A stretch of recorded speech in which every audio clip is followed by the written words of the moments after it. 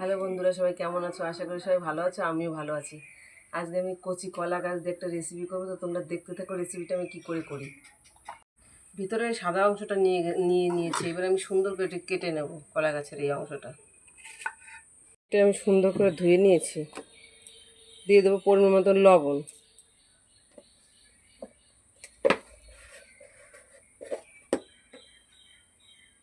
হলুদ গুঁড়ো, কাশ্মীরি লঙ্কার গুঁড়ো,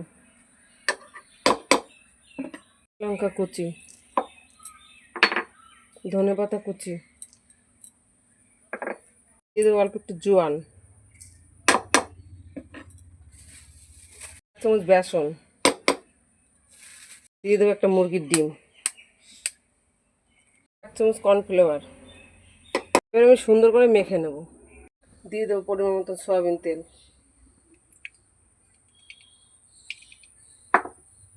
তেল আমার গরম হয়েছে, এবার আমি ভেজে নেব।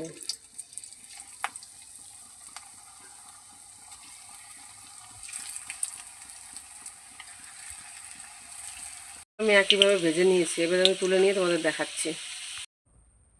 কলা গাছের পকোড়া আমার রেডি হয়ে গেছে বন্ধুরা, দেখো কত সুন্দর হয়েছে দেখতে, খেতেও খুব সুন্দর হয়েছে।